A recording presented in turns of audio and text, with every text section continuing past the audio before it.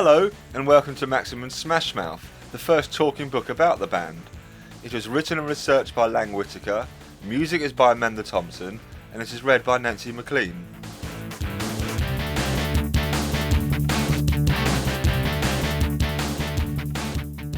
I was the weirdest fucking kid on the block. By now, almost everyone knows the formula that a rock band in the 90s needs to follow in order to be successful. Tour the small, cramped club circuit, build up a loyal grassroots fan following so vigilant that it makes the major labels stand up and take notice, and then sit back and let the machinations of the record company's hype and publicity machines go to work while you crank out the hits. But Steve Harwell, Greg Camp, Paul Delisle, and Kevin Coleman, the members of the red-hot band Smash Mouth, found a different way to make it to the top. Instead of following the tried and true route of toiling their way up, they used their collective wits to piece together a hit single, which allowed them to skip the lower-level bonding experiences and instead leap straight to the head of the class. Yet, instead of having just one hit and then falling off, Smash Mouth managed to prove their naysayers wrong and show everyone that they belonged in the same breath as rock and roll's royalty, and that they could consistently channel their musical heritage while blending it smoothly with a healthy dose of Southern California sunshine and surf. It was a tedious route, to be sure, but it was the road that Smash Mouth found themselves on nonetheless, and they buckled down and made the best of it. Frontman Harwell had felt since boyhood that he was destined to be a star, and thanks to his tireless drive and determination, Smash Mouth proved that they were all stars.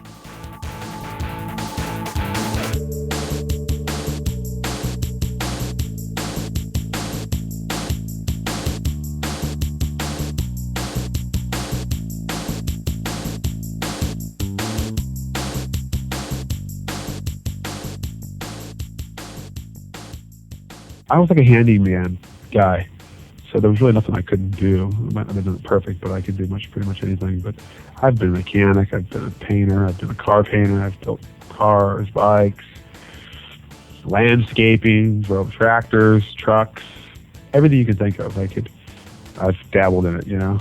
We needed to make money to get our band off the ground. Steve Harwell was born and grew up in the early 70s in the town Asta Clara on America's Pacific coast, where salty breezes and warm sunshine are a constant. As a child, Harwell was addicted to the king of rock and roll, Elvis Presley. He wanted very badly to be Elvis when he grew up, so much so that he became obsessed with the king, running in to watch him on television every chance that he had. Watching the consummate performer really rubbed off on Harwell, whose teachers, while he was in school, constantly told him that he was destined to become an entertainer when he grew up. Back at his house, his grandmother played the piano and, he claims, whistled constantly, giving Harwell a musical background to draw from. One of Harwell's earliest friends was a lad named Kevin Coleman, who also had a musical background of sorts. His uncle had made a living in San Francisco during the 60s as a lighting technician working under Bill Graham, the legendary concert promoter, who booked numerous shows into the legendary Fillmore Theatre, including The Doors and the Grateful Dead. This rock and roll legacy led Coleman to decide that he wanted to be a drummer when he was older, mostly because he thought it would be fun to make as much loud noise as he possibly could. His parents allowed him to take drum lessons as a teenager, but his first teacher was too uptight for the young rocker, who did not want to be forced to play rudimentary patterns and simple rhythms. Coleman left that first teacher and instead signed up with a second, more liberal one, where on arriving he discovered the smell of marijuana hanging heavily in the air. It would be with him that Coleman learnt the bulk of the beat and the techniques he uses today. When Harwell was 13, he and Coleman formed a garage band. They recruited several of their neighbourhood friends and would gather occasionally to practice. Harwell played guitar and sang, and every time the band would rehearse, Harwell would put his Fender guitar cabinet in a shopping cart and push it a mile through the neighbourhood to Coleman's house. Though they actually wrote a few original songs, the bulk of their repertoire was Elvis and Rolling Stones cover tunes, where Harwell excelled at doing imitations of Presley and Mick Jagger. Harwell's natural charisma began showing early, as the rest of the band would practice constantly, but he would show up without rehearsing and blow everyone else away. After graduating from high school, Harwell and Coleman stayed in the San Jose area, doing nothing much except for drinking and playing music. Though the pair still played together occasionally, Harwell fell into a different project, a local rap group called FOS. The band started making some noises on the West Coast and were signed to a regional record label. Coleman and Harwell played local clubs and parties, taking their cover tunes on the road, occasionally playing small shows around their area. With Coleman's attitude-heavy drumming and Harwell's undaunted charisma, they were a local favourite. The friends considered themselves a pair of con artists because they'd both grown up with a bevy of streetwise friends.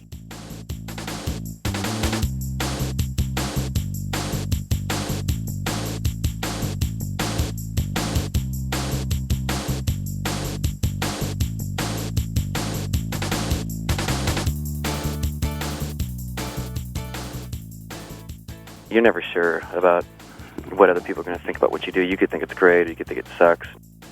Another local punk band was called the Lackadaddies and featured Greg Camp on guitar and Paul Delisle on bass. Delisle had been into surfing and music in high school, but he'd been unable to find any friends that shared his two passions. Instead, most people would either be into surfing or maybe into music, but never both at the same time. Delisle had been into music since before he was a teenager. At age 12, he'd purchased Peter Frampton's live double album opus, Frampton Comes Alive, which came equipped with a fold-out cover of the band playing live. Delisle showed the picture to his father and told him that he wanted to play an instrument like the bass player in the picture, and his father went out and bought him a cheap bass and amp. Though they were substandard pieces of equipment, they served their purpose. Delisle then spent hours listening to records by bands like Foggart, Aerosmith, the Circle Jerks, X, the B-52s and Kiss instead of doing his homework, and he taught himself how to play the bass by emulating his heroes. Greg was a slight-of-build kid that enjoyed songwriting and playing his guitar, and he and Delisle would become fast friends. Camp came from a musical background, as his grandfather had been a piano player in an Old West saloon where his grandmother was the bartender. As a child, he was always pounding away on things, so his parents gave him a toy drum set that he could play with. A few years later, when he was 9 years old, his parents broke up, and Camp moved in with his mother. When she got a new boyfriend and moved in with him, Camp was forbidden from playing the drums by the new father figure in his life, so his mom bought him a guitar to fill his musical ambitions. A kid who lived down the street taught him how to tune the guitar and showed him a few chords. Camp was off and running on what would become a lifelong obsession for him, creating music. His early influences came from an odd place, television commercial jingles, but in retrospect, the simplistic and overwhelming melodies these featured are very audible in the songs of Smash Mouth. As a kid, Camp would sing jingles all day and night, and that was how he realised that a memorable, catchy song could really stick with a person for a while. When he got into 6th grade, his mother made him show her some of his guitar skills, and she told him that he could really impress girls with his talents, which again made Camp cognizant of the power of music. He was also learning from the music his mom and stepfather were listening to at home. Their favourite albums included now classic selections by the Beach Boys, the Carpenters, and the legendary Stevie Wonder. Today, Camp admits that early on, listening to the ska-influenced rhythms of Stevie Wonder's Master Blaster gave him his earliest inklings of how funk and reggae music worked. A few years later, a good friend introduced him to more established, historic reggae acts such as Yellowman, Gregory Isaacs, and Peter Tosh. With Camp's older sister listening to groups like Parliament, Funkadelic, and Bootsy Collins, and Camp himself making his own excursion into punk rock and mod music, his musical background was diverse, to say the least. But perhaps the most important influence in Camp's younger days was his discovery of 60s California surf pop rock, which is easily identifiable by the resonating sounds of Farfisa organs and fuzzy buzzy guitars. Camp fell in love with the bouncy, animated sound of the organ, so much so that he even spent hours figuring out how to play the theme song from the popular cartoon program Scooby-Doo. Unfortunately, with such wild and diverse influences, Camp had trouble finding a common soul with whom he could share his loves. Paul Delisle was going through a similar trauma, and when the two finally met, Delisle said it was like they'd been looking for each other their whole lives. The pair instantly bonded, and they began spending hours together surfing and listening to the musics that moved them, studying the composition and styles at work. A few months after meeting, Camp and Delisle joined together in the Lackadaddies.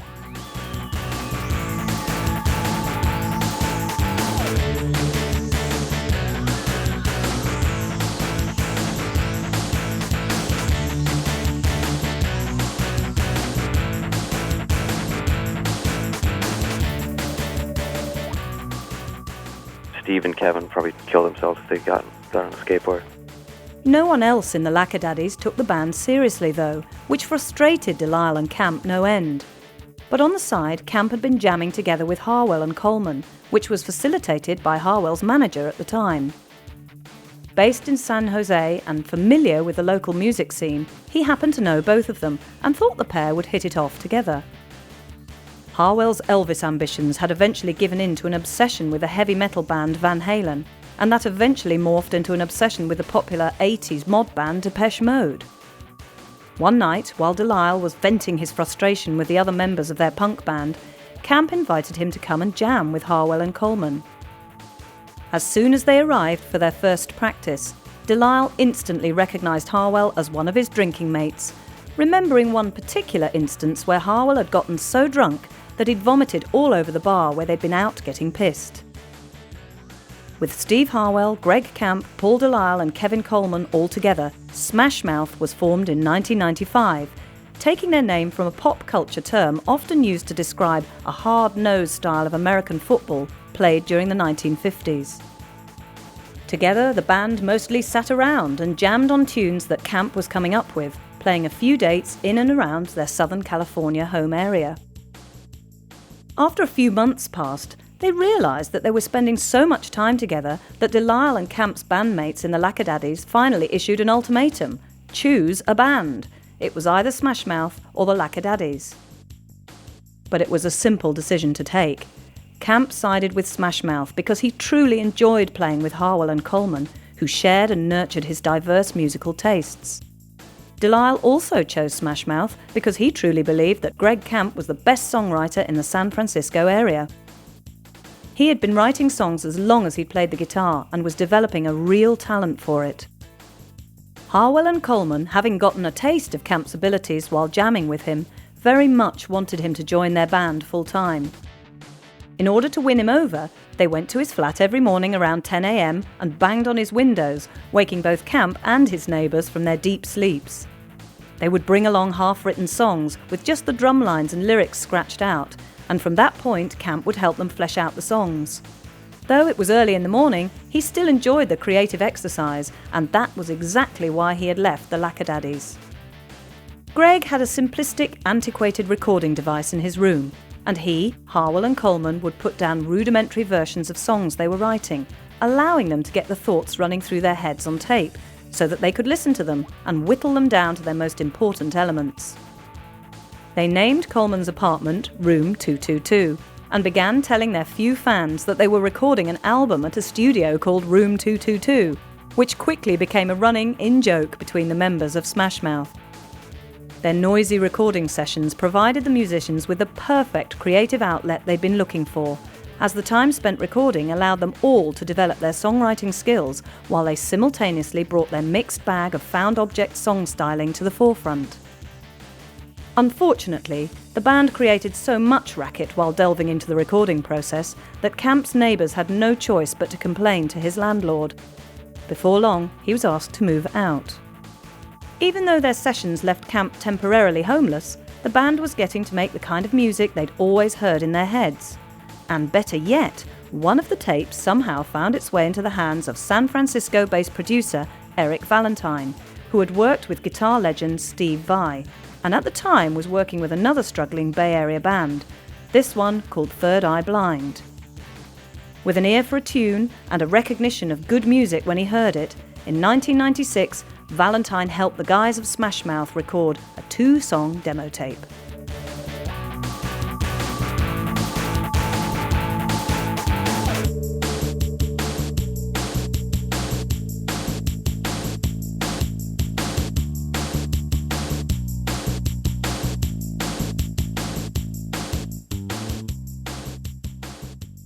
Frank Sinatra, he's a brat pack. He rolled with everybody.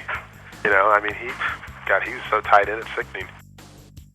One of the tracks that came from the Valentine sessions was a loud, furious punk statement called Nervous in the Alley, which Camp and Harwell were particularly proud of. They thought the song would be perfect for mainstream radio, and they didn't even care that they hadn't got a record deal.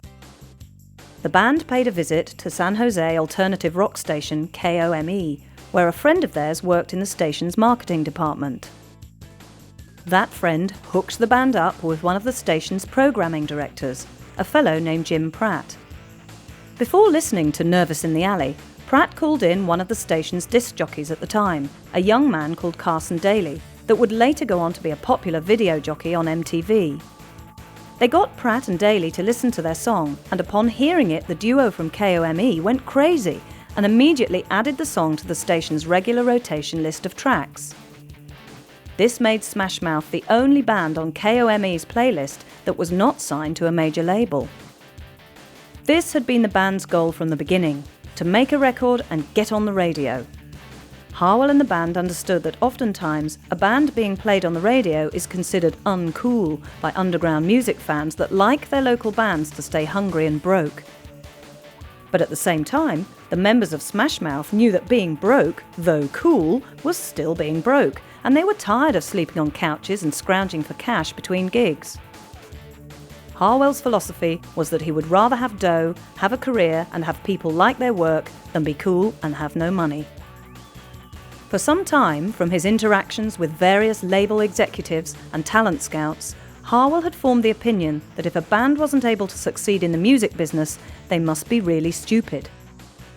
Though he realised his conviction made him sound a bit arrogant, he deeply believed that it was the truth, and he knew that he had the brains, business sense, desire, and the drive it would take to make Smash Mouth a rousing success. The band continued playing club dates at small venues in and around San Francisco, San Jose, and Los Angeles. With Nervous in the Alley picking up steam, they began developing a loyal fan following. At the same time, they were able to work on their sound, filing away the rough edges and learning what elements would resonate with the audience and what parts would not. Since Nervous in the Alley had fared so surprisingly well on KOME, the station asked Smash Mouth to play at their huge summer concert at the Shoreline Amphitheatre, which has a capacity of several thousand people. They realised that should they accept, Smash Mouth would be sharing a bill with chart-busting bands such as No Doubt, Beck and 311. Though all of Smash Mouth's experience had come from playing in clubs that were minuscule in comparison to this venue, the lucky opportunity was just too good to pass up, because it is not often that a local group gets the chance to share a bill with bands that were firmly ingrained in the blood of the international music mainstream. The sound that Smash Mouth was developing was nearly impossible to categorise at the time. Harwell liked hip-hop, country and Elvis, while Delisle was into punk rock and popular music structures, like the songwriting styles of John Lennon and Paul McCartney. Coleman was an ex-speed metal freak who had turned into a Ramones and Dead Kennedys groupie, and then he later got into the reggae-tinged ska brew of Sublime. And then there was Camp, who liked pretty much everything that he heard. Altogether, Camp described their influences as making a California goulash, combining hip-hop, Latin music, reggae, ska, punk rock, pop and surf. After their quick opening set at the KOME summer concert, the station was pleased with the band's willingness to perform and their agreeability while working out the logistics of the show, as well as with the crowd's overwhelmingly positive reaction to Smash Mouth at the concert itself. The station was so pleased, in fact, that they began playing Smash Mouth's Nervous in the Alley more than ever. After nearly 100 spins of the song, the KOME audience began calling the station regularly to find out where they could purchase copies of the song. The band was surprised by the positive reaction, and they had no plan in place in case of such a windfall of publicity. Since it was not available anywhere, the station had to pull the song from the air.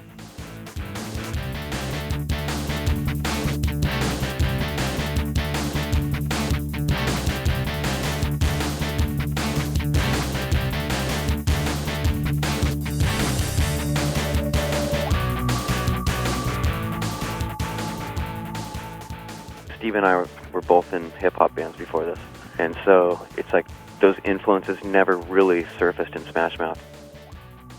This experience served as a learning point from which Smash Mouth took off. Knowing not only that their music would be accepted by commercial radio and their fans, but that there was also a commercial demand for their music, the band got back together with producer Eric Valentine. Together, they hatched a plan. They would go into Valentine's studio in Redwood City, located in Northern California, and record enough material for a full album. If, during the process of recording, a major record label showed interest, and if the price was right, the band would sign a recording contract. If none of the labels were interested, they would take a chance and release it themselves. But since they had no label funding their initial efforts, the band was going to have to record on a shoestring budget. They had a manager at the time, and they borrowed enough money from him to rent Valentine's studio and pay whatever costs were incurred. Another plan the band devised to raise money was through a series of what they call scams. Though Harwell has admitted that he does not smoke marijuana, the band would tramp through people's backyards around the San Jose area where the marijuana plant was being illegally grown and harvested. They would surreptitiously swipe the plants and then sell them to help fund their studio time. On another occasion, they stole a local drug dealer's bicycle and were able to sell it to make some more extra cash. Almost immediately after starting to record their first album, they began getting feelers from several record labels who were all extremely interested in signing the band, especially following the out-and-out success of Nervous in the Alley. After meeting with several companies, one of which showed particular interest, Harwell received a page from his lawyer telling him to contact the offices of Los Angeles radio station K-Rock immediately.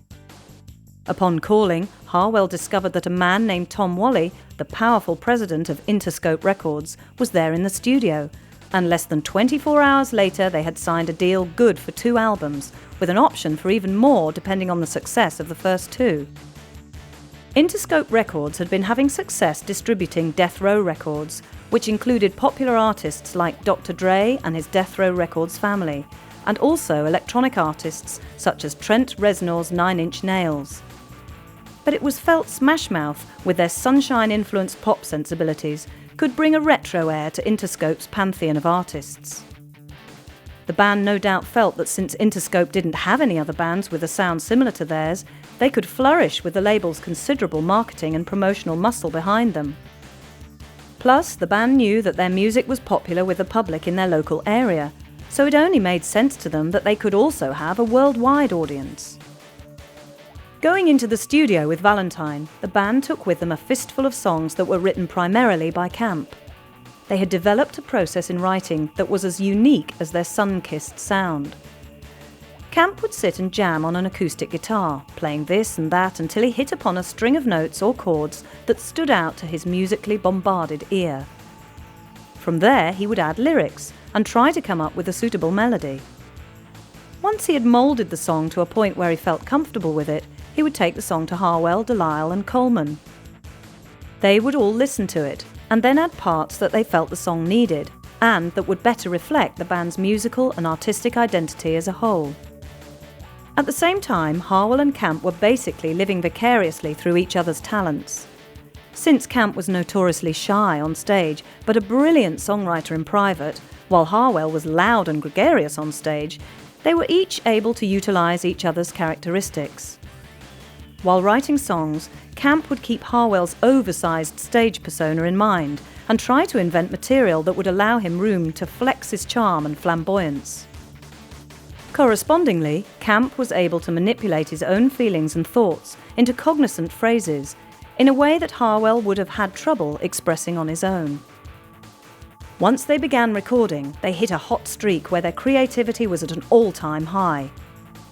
They recorded the majority of the songs live in the studio, rather than resorting to the use of overdubbing and other patented studio trickery. This was also more economical, as they were having to pay Valentine hourly rates.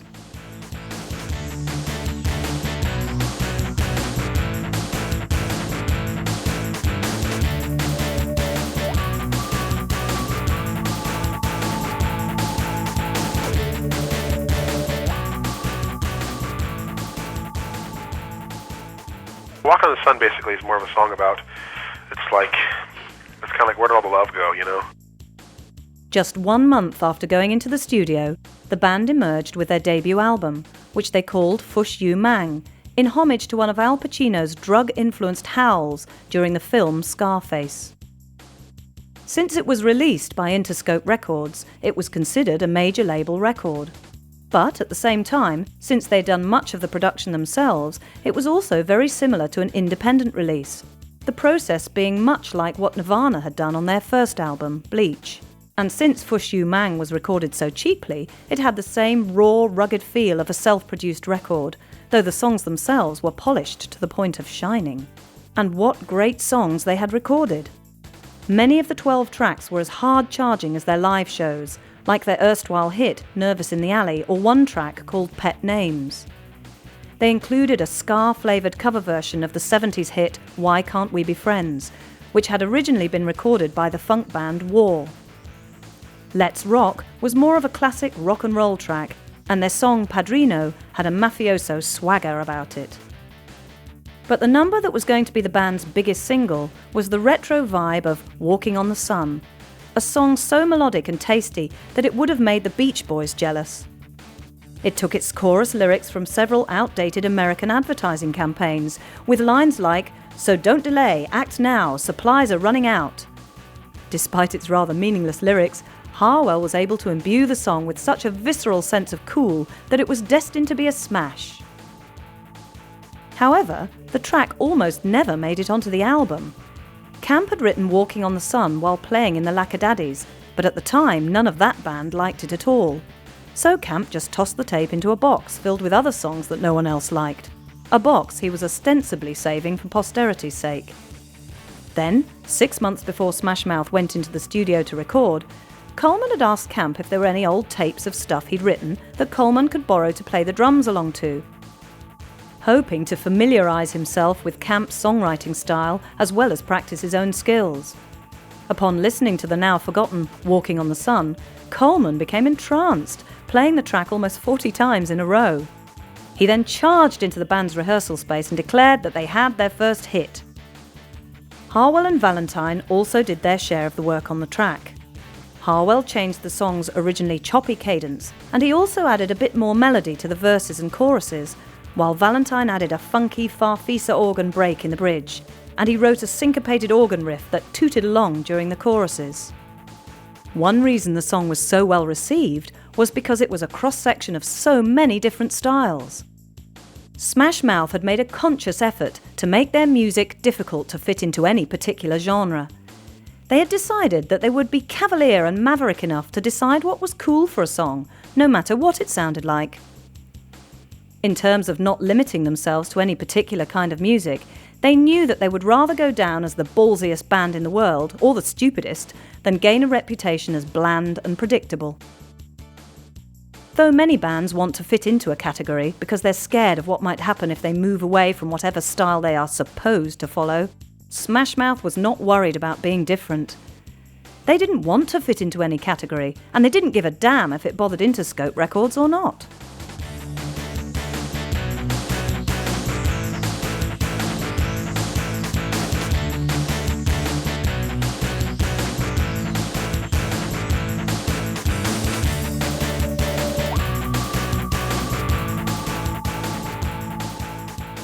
Our bass player's actually wife now, walked in there the other day, and she's like, "This is where you record?" Fush You Mang was released in the spring of 1997, and almost immediately Walking on the Sun was added to pop and alternative radio station playlists all over the world.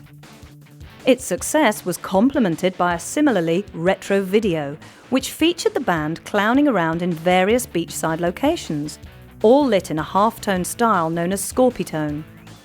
Thanks to their breakthrough hit, Walking on the Sun, Smash Mouth's debut album, Fush You Mang, hovered in the Billboard album charts top 20, selling well over 2 million copies and establishing Smash Mouth as one of the most popular new bands of the year. Smash Mouth supported the album with extensive touring, opening for more established bands like Sugar Ray, Third Eye Blind and Blur. Bands with fans that were smart enough to appreciate the allure of Smash Mouth's sophisticated sound. It was while the group was on the road, opening for Sugar Ray, that they began reinventing their sound, taking the punk edge off, so to speak. After the shows were finished, the members of Smash Mouth would hang out in front of the clubs where they had just played, Camp and Harwell bringing along acoustic guitars. Kids who'd just attended the shows would come out and they'd be able to request various songs they wanted to hear. Many were die-hard Smash Mouth fans who would request tracks from Fush You Mang.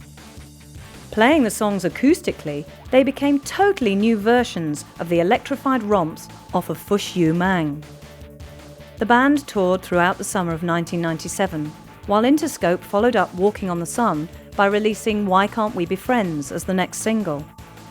The accompanying video allowed Harwell to finally take his Elvis impersonation mainstream as he swiveled his hips around almost to the point of dislocation. Unfortunately, Why Can't We Be Friends never really took off, though it was just as high energy and hyperactive as Walking on the Sun. Still looking to establish themselves as more than a one-hit wonder, the band returned to the studio with Valentine and cut another cover tune. This one of the Mysterians' Can't Get Enough of You Baby, which was included on the soundtrack of the teenage romance romp Can't Hardly Wait. The film did well at the box office, and as the band entered 1998, they were back in the charts. But the fact that two of Smash Mouth's three biggest hits had been cover tunes did not escape the naysayers.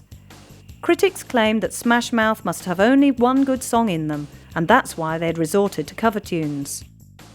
Though the members of the band knew differently, they would have to wait to prove themselves on their second album.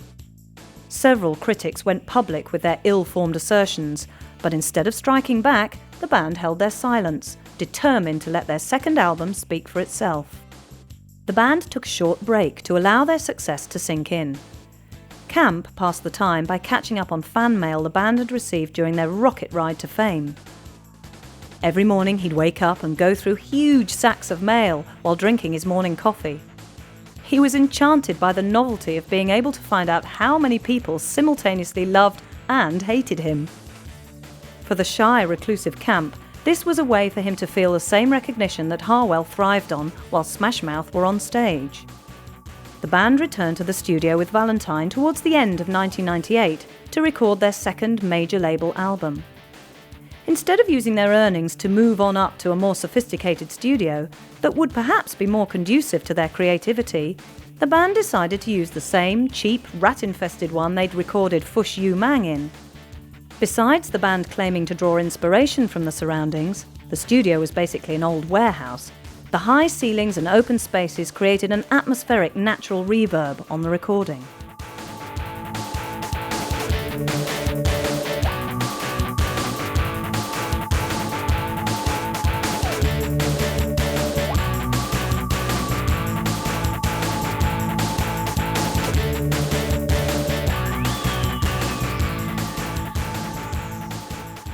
We have a house up in the mountains that we all practice at.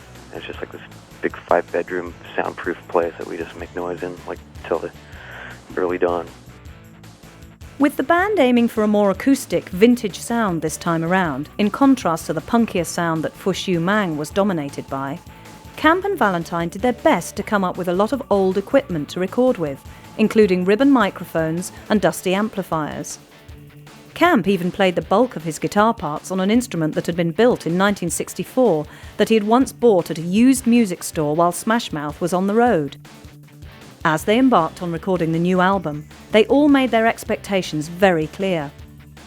Harwell wanted it to be everything you hoped for from other records you bought but didn't get. He wanted to go in this new direction and raise the bar for themselves, professionally speaking. Harwell decided that as long as Smash Mouth continued to live by a phrase that Coleman had come up with, fun and sun, and their music reflected that, things would be fine. Yes, this meant having to mature somewhat, but more importantly, keep having fun. Camp wanted the new record to be music for everybody, not just moshers or punk rockers. A lot of the songs had been written on the road, and after playing taxing punk tunes like Flow and Nervous in the Alley night after night, he was writing songs that were much more paced and spread out. Though he enjoyed playing the faster songs, too many road dates and too many nights of partying were wearing on all the members of the band, a fact that would later be documented in song. According to Camp, While he was writing the album, he wasn't worried about the record not being a huge hit, like their debut offering had been. Instead, the members of Smash Mouth concentrated on recording the best songs that they could and practicing as hard as they could so that the final product would be the best they had to offer. Though it took the band until the beginning of 1999 to finish their second album, which they called Astro Lounge, the completed product had 15 full-length songs, and they even had 5 fully finished tracks that they had to leave off the album. They did, however, manage to include their cover version of Can't Get Enough of You Baby that had originally been on the Can't Hardly Wait soundtrack. Astro Lounge took a dramatic turn away from Smash Mouth's punk rock upbringings. Instead of the pulsating rhythm guitars and the rat-a-tat ridiculously fast drum parts, Astro Lounge was built around equal parts sunshine and good times. Most songs featured loose, loping drum beats and syncopated guitar and bass lines. And on top of it all was Harwell's irresistibly melodic, deep-throated voice. The album featured a variety of styles, but the songs all had elements that by now define Smash Mouth. The song Radio, for instance, had a synthesized tone to it reminiscent of the radio hits of the 80s the band had grown up listening to, while it dealt with the band's love-hate relationship with radio stations around the world. Before they were popular, Smash Mouth had had trouble getting airplay. Once they finally broke through, however, every station wanted to talk to them, and this was the band's way of pointing out the inequality of it all. Digging Your Scene was also a love-hate tale, but this time with a more personal twist. Camp wrote the song in response to several failed relationships he'd had where things had quickly gone wrong. As with drugs, in relationships that aren't working, people become addicted to each other and can't live without them, even though it is detrimental to live with them. Not every song was so negative, though. I Just Wanna See was about when the band would take breaks from the grind of touring and promoting their music and retreat to a house they owned up in the mountains. There, Camp would retreat to a deck that overlooked rolling hills and miles of blue sky. It was really a stop and smell the roses wake-up call to the hyper-occupied kids of the 90s.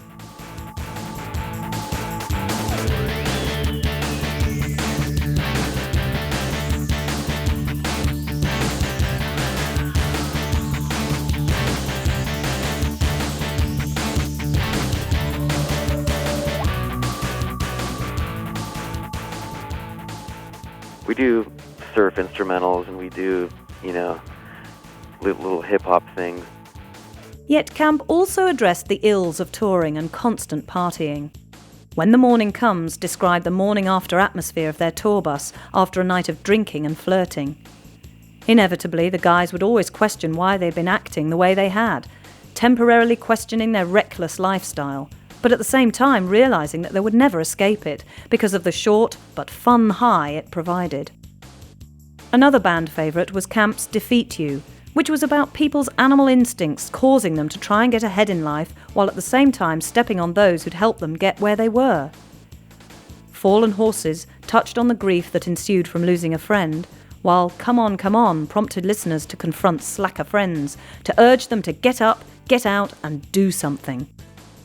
One song they were particularly proud of was Waste, an acoustic dirge that marked new territory for the group. The song was spawned from a stoned boredom the band was enduring one day while on tour in the middle of America in the tiny town of Peoria, Illinois. As the band's road crew was setting up the stage and their instruments, Camp and Delisle climbed to the top row of the arena's bleachers and talked to pass the time. Suddenly, Delisle suggested taking a hip-hop beat and playing acoustic folk music over the top of it. Though Camp quickly pointed out that this was the sound that Beck had trademarked, Delisle had other plans. They hastily adjourned to the group's tour bus, where Camp had all of his equipment set up. He came up with a rudimentary beat, and over the top of it, Delisle improvised a bass line.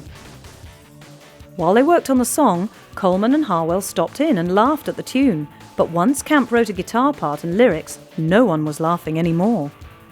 Harwell fell head over heels in love with the song because he felt it made him think about a lot of stuff in his personal life, making him look deeper inside himself than he wanted to, scaring him. And though Smash Mouth had never really dealt with songs of personal revelation in the past, it was exactly the kind of growing up they would have to do so that they could be taken more seriously as a band. Before the new album was released, the group were confident that the first single they released would be their biggest hit yet. The track All Star, that encourages listeners that they are quite capable of achieving anything they put their minds to, was the song. "Hey now, you're an all-star, get your game on, go play," go the lyrics, which were written by Camp. With Smash Mouth's increased popularity, Camp was feeling it more important to present a positive message. He felt he had a certain responsibility now that Smash Mouth were being featured in the worldwide mainstream and were being watched by a lot more people than when he was writing songs by himself in his bedroom. The very first time that Interscope allowed radio programmers to hear All Star, they went wild for the song, saying that they wanted to play it right away and couldn't wait for the track to be released. 3 weeks before the song's official May the 4th release date, copies mysteriously appeared at several influential stations in major American markets, such as Los Angeles, New York, Seattle, and Atlanta. Months later, Harwell admitted that he had been the one that leaked the song because he'd been so excited by its potential that he couldn't wait for it to come out. As soon as Interscope allowed the track to be played, something happened similar to what had happened with Walking on the Sun. All Star shot to the top of the charts, landing at number 1. With its sunny, feel-good vibe blaring from radios all over the place, Smash Mouth had written the soundtrack to summer 1999.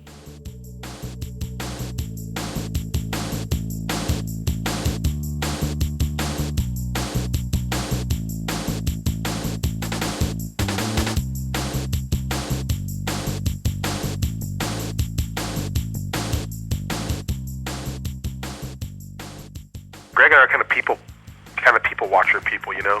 We trip on people and kids, and I trip on all, and just the way they act and the way, you know, and the way it is these days in the 90s, you know, compared to when we were like, you know, back in the 70s.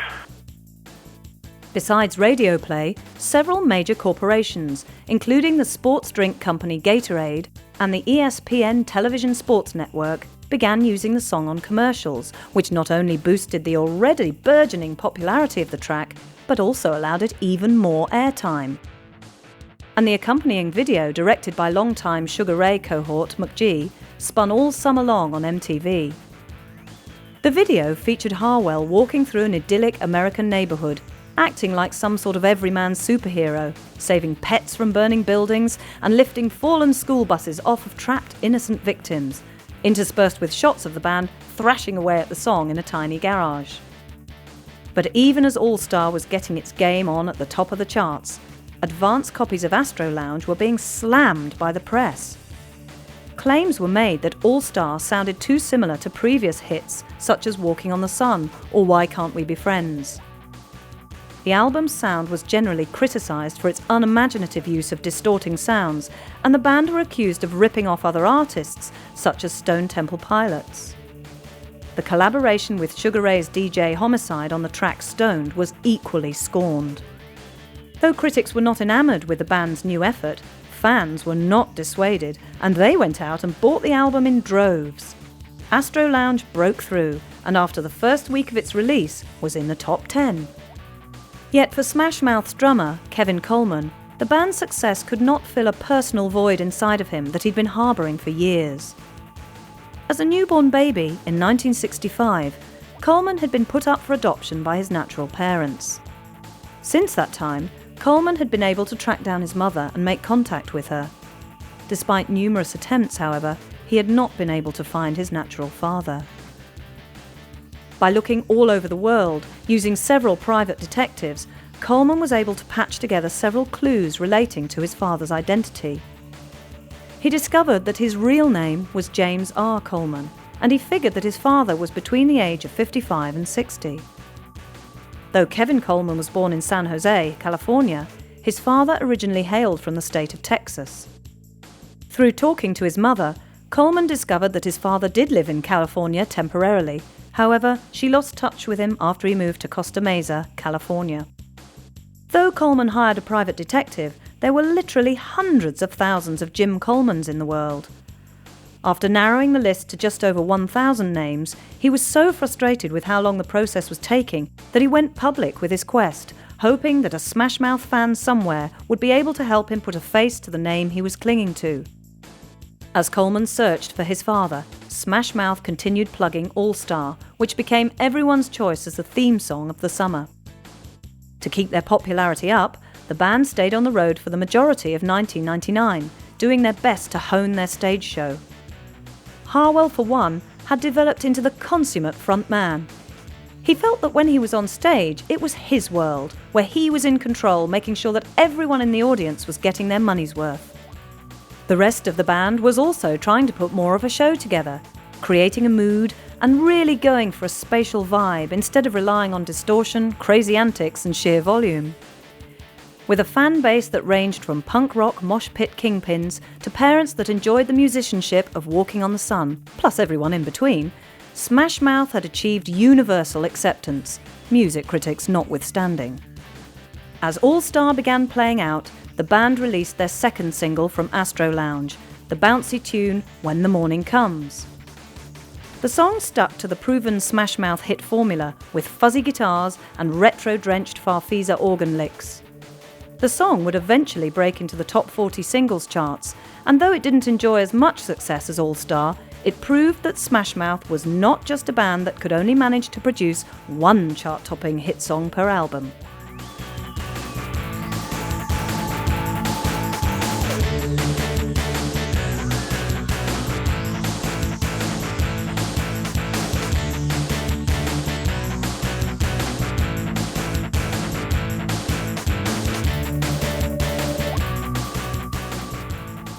Once I start catching myself, becoming a, prima donna dick, I think I'm going to get out of this business because there's just too many people like that right now out there that I can't stand, you know what I'm saying?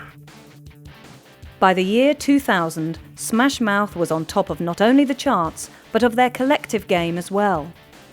As they prepared to release the video to their song Waste, the third single from Astro Lounge, fans could hardly wait, excited by the prospect of Smash Mouth taking a new direction in their music, showing a softer, more vulnerable side. It wasn't that Smash Mouth had been living a lie, it was just that they had been content to play the part of larger-than-life rock stars.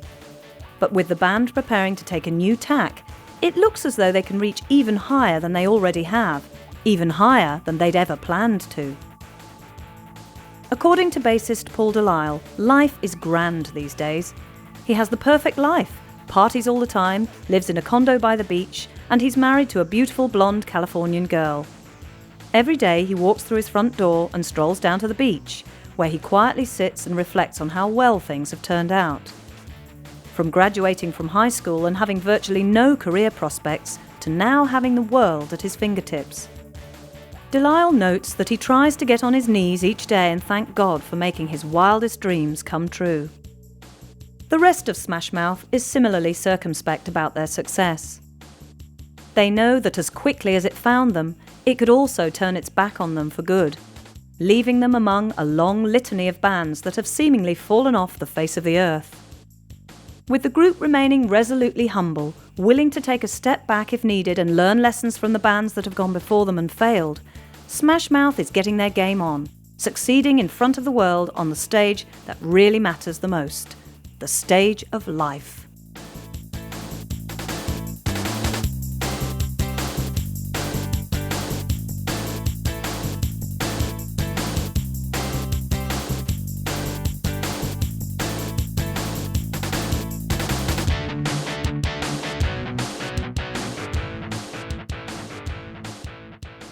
Thank you for buying Maximum Smash Mouth. We hope you enjoyed it. Watch out for further titles on Chrome Dreams coming up soon. If you did enjoy it or have any comments or suggestions, write to us at Chrome Dreams, PO Box 230, New Malden, Surrey, UK, KT3 6YY, and tell us so. We've got 3 copies of our next release for the best letters, so don't forget to include your name and address. You can check out our full catalogue on our website at www.chromedreams.co.uk. Thanks again for listening and goodbye for now.